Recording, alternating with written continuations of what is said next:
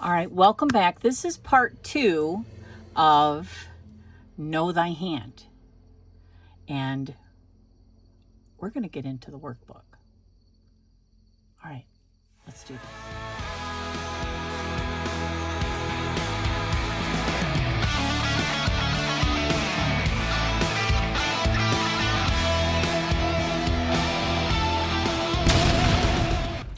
All right, so for those of you that have iPad or tablet, you can just draw it right on there or get yourself a piece of paper. So to get into the worksheet, let's start with the first one. It says trace or draw your hand. You're going to place your dominant hand on a piece of paper and trace around it, then either redraw it here or describe what you see below. So if you just want to write it out. But what we're looking for, right, is the hand shape. Because after you do this, now I'm actually going to draw my left hand because I am right hand dominant, but what I'm looking for is my right palm. So I'm just going to trace this because actually what I'm getting is my right palm. And so you'll see here what I mean.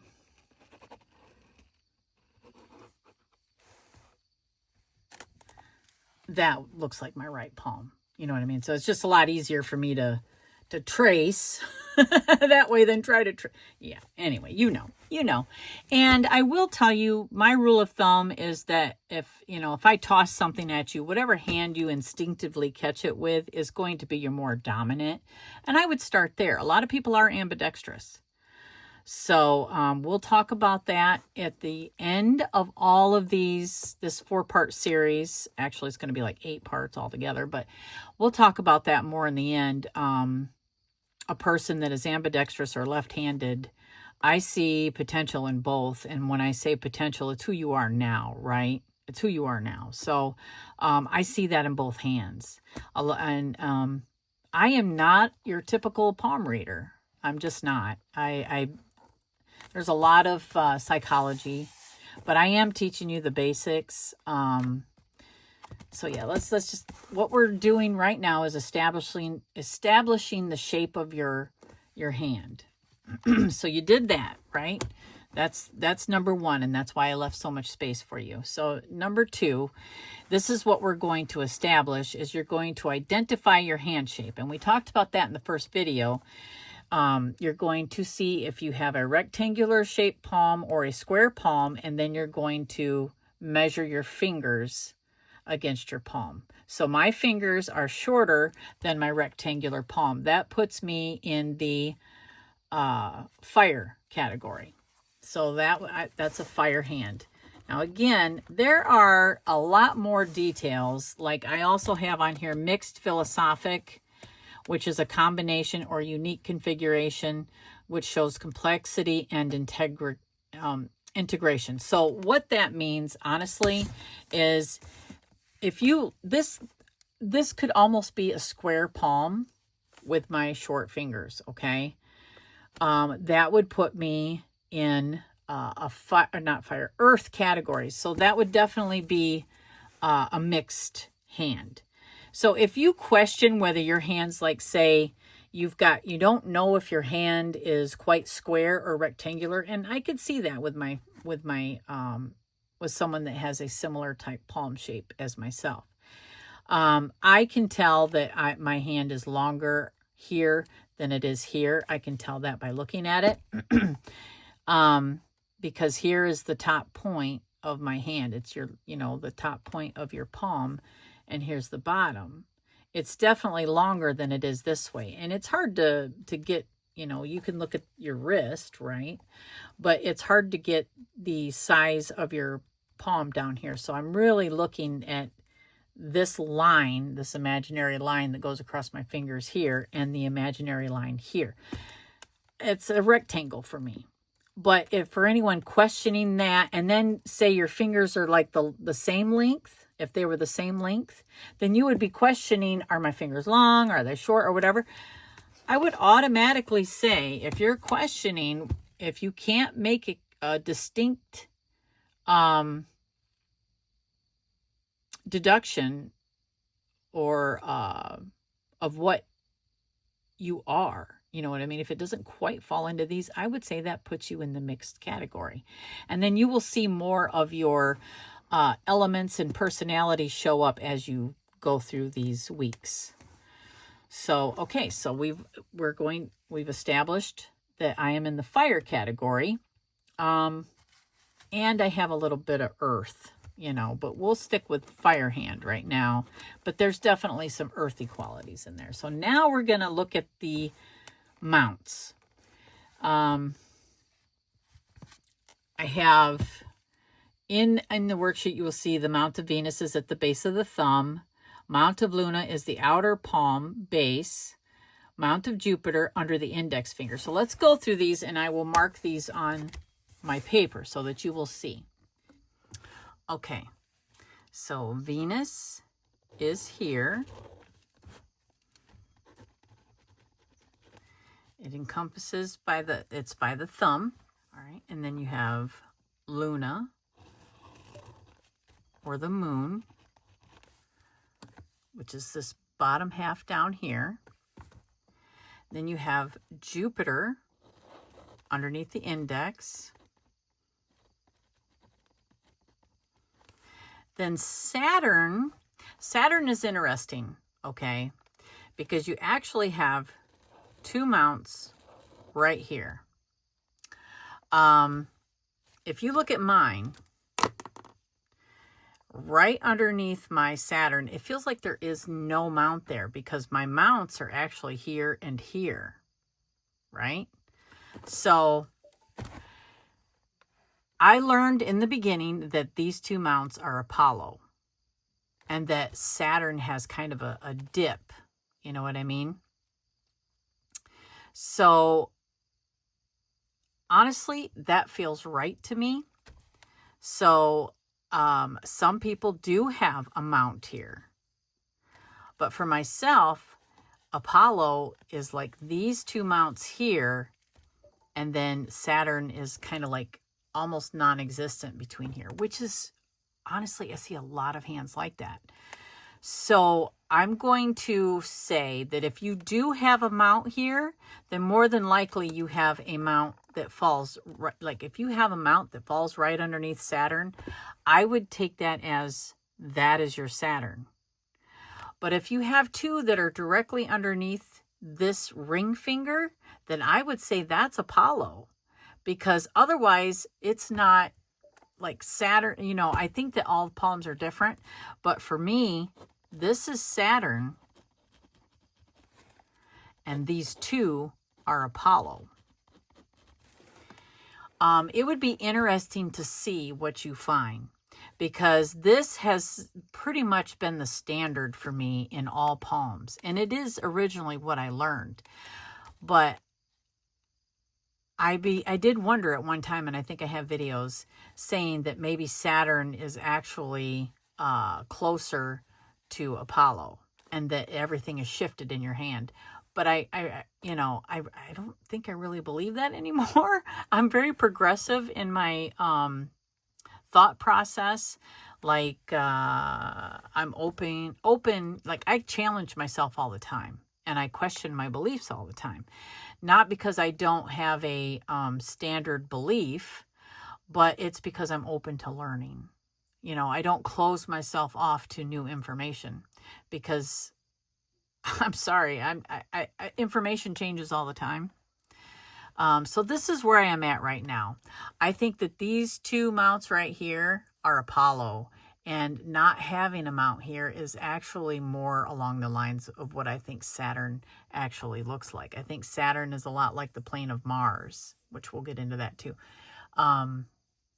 They're almost like you don't have a mount, because otherwise my Saturn would be shifted over into Apollo. You can see by looking at my hand, it's like almost like in the center of these two right here. And some people might say, yeah, okay, that's Saturn. But I don't read it that way. I think that this is my Apollo. And Mercury is right here, kind of crowding actually. But so this is Mercury underneath the pinky. That's pretty standard. I think everybody reads Jupiter, Venus, Luna, and Mercury the same. The added one that I read is down here, Neptune. And then the plane of Mars is actually 3 mounts, actually 2 mounts, and then this plane right here. But you have an inner Mars,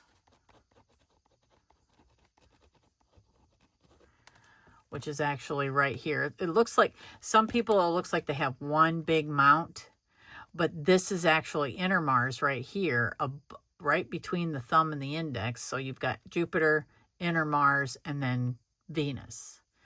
And you can see the distinction between mine. Some people you can't. It looks like they have one big mount, but that's inner Mars. And then over here is outer Mars.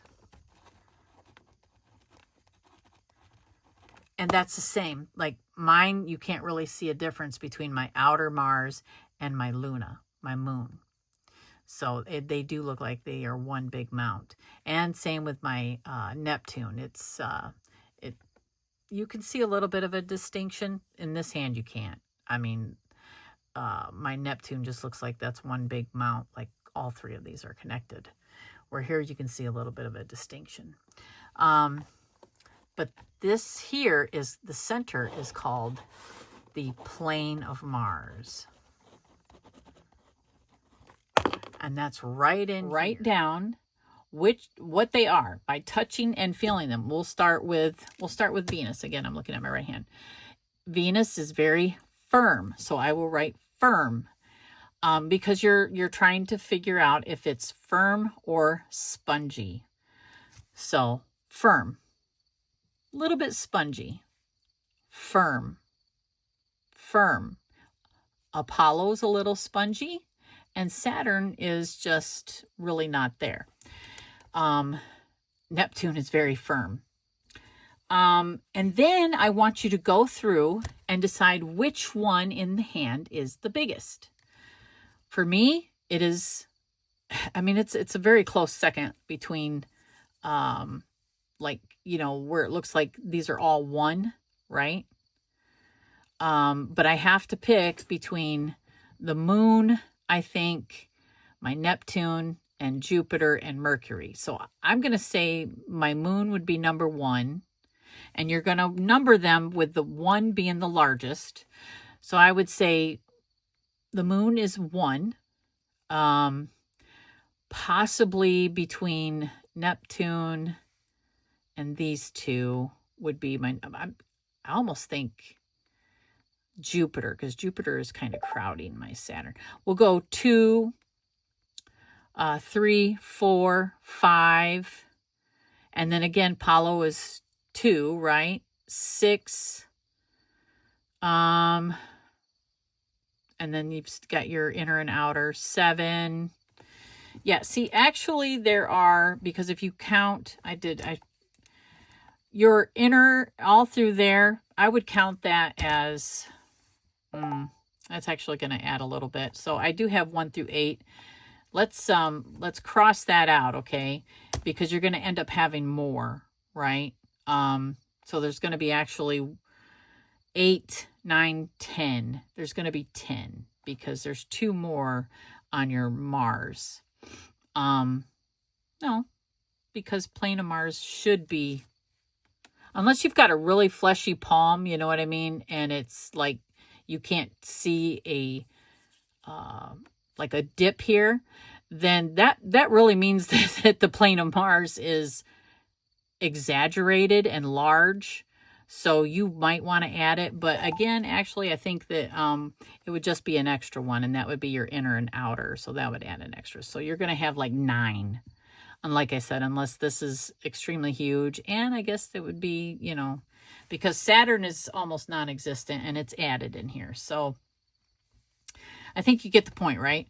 So just start with your largest and put 1, and then go to the smallest and put whatever, you know what I mean? 1, 2, 3. Yeah. So from the number 1 being your largest, just number them. What we're looking at now is color. So for texture, you're going to, after you've, you know, I said this in the other video, like put some lotion on. My hands are fairly, I mean, I don't need lotion this morning, but my hands are not silky on the back. They have kind of a roughness to them, but they're not super they're not super rough. They're kind of, and they're not soft. They're kind of, I don't know, between soft and rough, somewhere in there. I would say kind of firm. My hands are warm. So yeah, and I would just write all that down. If your hands are silky soft, write that down. They're they're fine. You know, like you can see a lot of like, stuff on my hands that show it's very textured. So it's not smooth. It's a little rough, you know, but it's not like overly rough. I've seen rougher. So I'm somewhere in between there. That is a direct reflection of your personality. And it really makes sense. I'm pretty, even with my words, they're not eloquent by any means. I pretty much just say what comes to my mind. I try to watch what I say sometimes, but I'm a little bit impulsive, which comes from my fire personality, really. I just, sometimes things get blurted out, you know, and then I have to go back. Oh, dang, why did I say that? That just came to my mind. What you see on YouTube, I can edit, okay? But if you know me, then you know that is the truth. Okay, so now you want to also take a look at your hand and observe the color. Okay, and I did put in here what each color in your hand means. So I want you to pay special attention to the areas in your palm that show the different colors, like which mounts are red, which mounts are pink, which mounts are blue. So that's going to be part of the things that you put in here. Like my hand has a lot of pinks. And, you know, lighting is important. It's kind of hard because you've got this light right here. I don't know if you could see. Yeah, I have a lot of pink through here. So there are, you know, circulation. If you've got bad circulation, honestly, you can't really, you know, you can't really write that down. You're looking at your hand, say, I don't know, maybe do this a couple times so that the circulation is good, and then observe it. Okay. I have a lot of pink, I do have some blue in my Venus area right here. There's a little bit of blue in my moon. Now, if it was all one color, that could possibly be bad circulation. But when you see that it is, you know, focused on certain mounts in your hand, you want to write that down. So I would write down that I have, you know, fairly pink everywhere in my hand. Not really any white. I can even see a little bit of yellow here in my plane of Mars. Not a lot, but it's there. It's there, and really on the edge of my moon. No white, but again, I have like pink, a lot of pink, and some blue in here, and a little bit of blue right here. So you want to write all of that down, and then you're going to go back and you're going to look at here. So pink means lucky, fortunate, balanced, stable, good-natured, good health, romantic, and creative. And I see that on all of my mounts, right? So when you see it in, you're going to want to pay attention and make sure that you write it. If you see it in Venus, if you see it in Mercury, wherever you see it, you're going to write all of that down, because we will get into what each mount means as we go. Okay, but we're just kind of logging it, making a mental note of it. Okay, so now, since we have talked about what type of hand you have, these are your journal prompts. What elemental nature do you feel most aligned with? I am very much aligned with fire. I have, just with the pinks, and I don't really have any major red, but I have a lot of pinks. Even though my skin is a little bit rough. It's smooth, but it's still rough. So that I'd say would be kind of earthy, right? but fire can be rough and burn. So I feel very aligned with fire. Does your hand reflect your personality accurately? Yeah, it does. Why or why not? That's for you. That's for you. You don't have to tell me. That's for you. What part of your hand feels most alive to you right now? I will tell you that the colors that feel alive to me are the pinks and the reds, because white means lacking. White means tired. Yellow could be alive, because somebody that has a lot of yellow, it shows a little bit of jealousy, but it also, if we go back and we look at the colors, yellow is jealousy, stress, low energy, liver problems, attraction, digestive sensitivity, underlying illness. If somebody has a lot of yellow in their hand, that could be more of low energy and liver problems, or I would say that it has something to do with their health. I don't know if you could feel alive with that or not, but if it's in, say, if you have a lot of yellow in here, the plane of Mars is kind of where we strategize. So as someone that might have envy there, it could show a competitive nature. So use your intuition, okay? If you have a lot of red, I would say, and pink, those are the areas where you might feel most alive. So if you see that in your hand, you're going to say, like for myself, I feel most alive in the moon area. And so, I would say even Mercury and Jupiter, very much alive right there, because blue in my Venus shows mistrust, anxiety, trust issues, heart problems, respiratory issues, low vitality, and stress. So blue would show that, there's a little bit of anxiety in my Venus. And again, we'll get more into the mounts as we go along. So we're just making a mental note here. Pink is like all around great, because red shows a lot of passion and energetic. A person has a lot of energy, but you could be irritable and aggressive, hot-tempered, short-fused, optimistic, but also responsible. A lot of earthy people have a lot of red, okay? So yeah, I want you to pay attention to that. And one thing I didn't write in here that I think maybe would go along with texture is, do you have a lot of hair on your hand? Hair shows passion. I have fine. It's very, very fine, okay? And it's light colored hair, but dark, thick hair on your hands, your knuckles, around in there shows a lot of passion. So it's just one thing to note. So yeah, that's part 3. So you're looking at your skin texture and your hand. Skin texture is going to be found on the back of your hand. So paying attention to where you're seeing these colors in your palm is important. And that's going to show where you're feeling most alive. Have you noticed changes in your hands over time? What do they reflect? And what do your hands say about the way you interact with the world? We'll get into more of that, but one of the things that I always look at is how flexible are your hands? How flexible are they? Because the more flexible they are, is the more flexible and integrated you are with other people.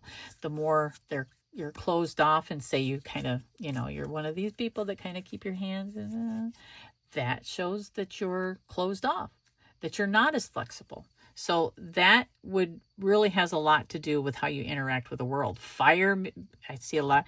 Not always does that fire say you're ready to go out and be a part of the world. It just means the need is there. And so there could be psychological issues that we see later on that might inhibit you from doing that. And so you have pent up stuff. So yeah, use your intuition with what you have found out thus far and answer these questions, because we're just getting started. And then we have a tarot spread. So I'm going to do the tarot spread. All right. And for this, it's just 3 questions. so we got 3 cards. I'm going to use my light seers, and then if I need any clarification, we'll use the Mystical Shaman Pocket Oracle, because you know I love my tins, right, and pocket stuff. So, all right, let's get into this. So, understand that for any of you that palmistry is like foreign and brand new, a lot of this is going to be intuition in the beginning, but that's how we learn and understand our own thoughts, right? And how accurate they are as we actually learn what has been associated with the certain things we see in our hand, on how much your intuition is and how much you know about yourself. So when you are adding tarot, this is very much going to, you're going to really want to connect with your higher self. It's going to be very reflective. And then again, you can revisit these thoughts at the end and see how much you actually did already know, if you know what I'm saying. Okay, so card 1, what elemental force flows through me now? So, I said fire, right? I identify with all the fire that I can see in my hand. Well, let's see if the cards say that. Okay, so what elemental force flows through me now?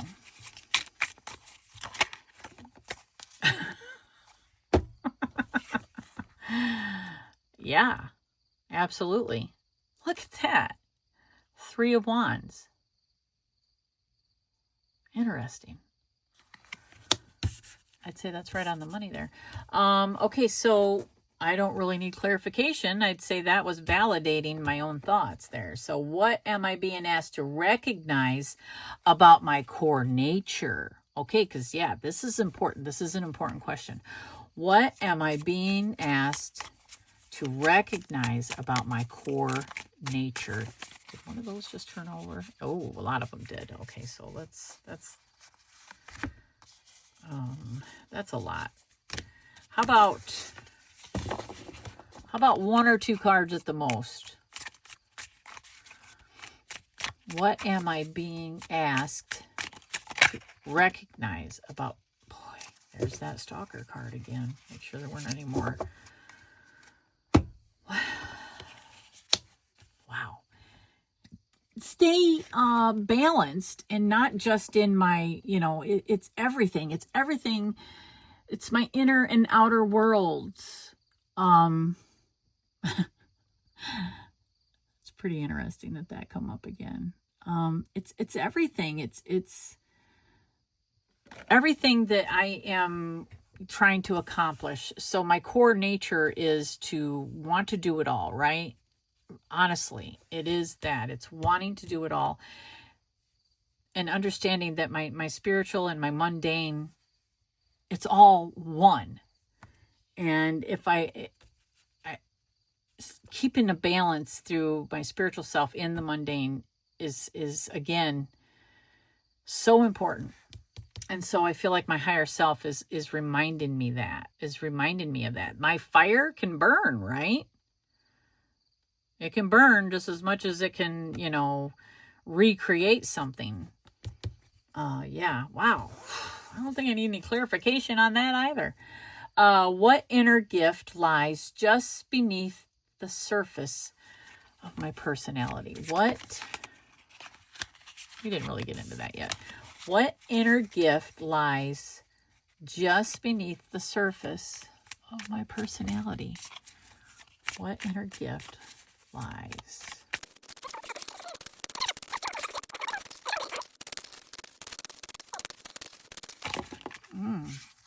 Oh, wow. Wow. Oh my goodness. That was pretty,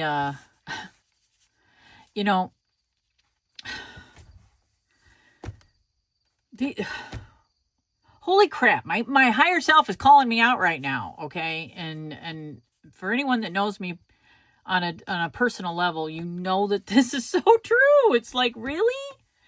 Yes, I am generous, but to my own detriment with the people around me, and I need to learn when enough is enough. And it's part of the temperance. It's part of my fire and passion to do it all, to you know, and for my whole thing is prioritizing, right? It's prioritizing, walking away from the things that I know don't bring me fulfillment. I know what those things are, and if I don't, maybe I should really look into it a little bit more. That is really, really interesting. Wow.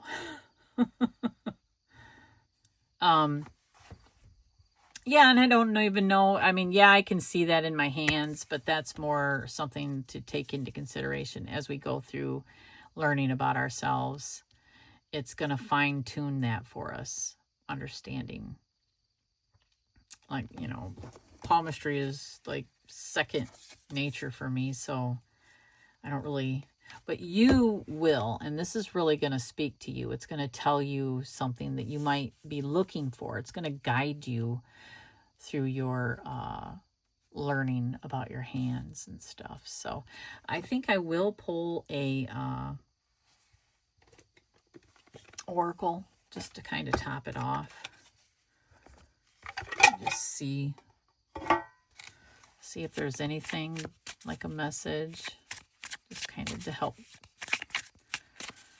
I look at my hands all the time because, our hands do change, by the way. They definitely do.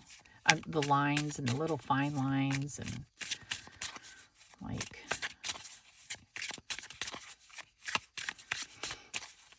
and we will get into all of that. So just a final message before I leave you to your worksheets.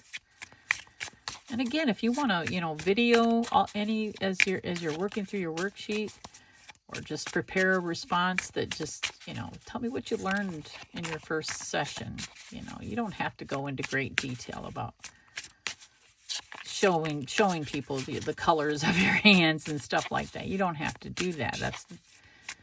That's not what this is about. This is more about you learning about yourself. And is there something that really stuck out to you? Share it. Share it. By all means, share it. It's going to get deeper as we go, and it's going to get really personal,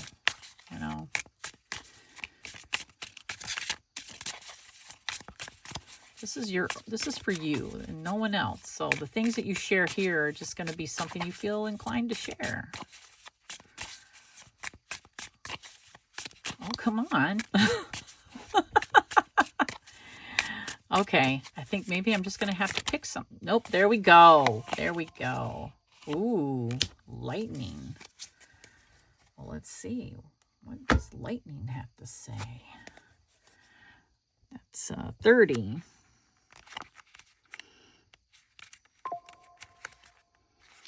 The essence, the formidable electrical discharge of a lightning bolt brightens the sky and strikes the earth, accompanied by the mighty sound of thunder. This phenomenon has a positive aspect. The light illuminates the earth and the psyche, but there is a destructive side as well. The bolt can burn and even kill if it's too strong. Yes, ma'am. The invitation, the forces of the upper world are investing their gathered energies to ignite you with new inspiration and creativity. Allow this divine gift of awakening to take root in your being and enjoy a renewed sense of clarity, passion, and vision. So the medicine in this card, life has gifted you with a destiny that is in the alignment with your passion and in harmony with all existence of earth. Now, lightning has come to jolt you into accepting your destiny. Let this initiation release what is in the way of your fulfilling your life purpose. Otherwise, you'll be bound to your karmic fate. This is a time to be courageous and daring. You know what? I think this is for all of us, right? This is for all of us. This is to use this as a way to challenge yourself. I don't know about you, but my hardest lessons are when someone reflects back to me my own behavior. Each one of us in a situation where we feel triggered we still have a part, obviously, that we're playing in that. Our triggers are our responsibility. So when the lightning strikes and it shows that, you know what I mean? We can either ignore it, and we're going to see that. We're going to see it right here. We will see it right here. We can either ignore it, or we can embrace it and understand that's potential. It's same with, you know, the person that you might have been in that situation that caused that lightning to illuminate something about yourself. That's the true aspect of what we're looking for, is understanding your part and your mind recognizing that. So let this be a challenge to all of us, to let the lightning illuminate our own self. Lightning just doesn't come out of nowhere. Yeah, I'd say that was for all of us. And it's this whole process. You know, my closing thoughts are that in this journey through palmistry, and especially, like, it's not fortune telling for me. It's not. There's nothing except for if you're on a path of destruction, you know what I mean? Or if you're on a path of enlightenment, whatever path it is that you choose, you can see it here. And because it's like you have all of these opportunities and you hone in on it. If you are on a path of self-discovery, sometimes people don't like to see themselves the way someone else might see them. So it can be intimidating. We all have our own reasons why we don't like to go deep. You know what I mean? We've done so much freaking shadow work. We're like, what is this going to tell me? Well, I just know for myself, like,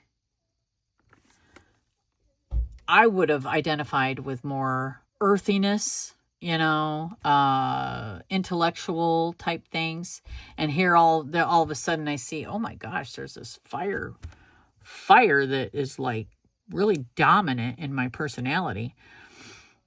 And that's not something that I share with a lot of people, you know, or should I say the people that I did share it with was people I was mad at, you know what I'm saying? People that I was triggered by. So they got to see that fire because I was ashamed of all that fire, okay? I was ashamed.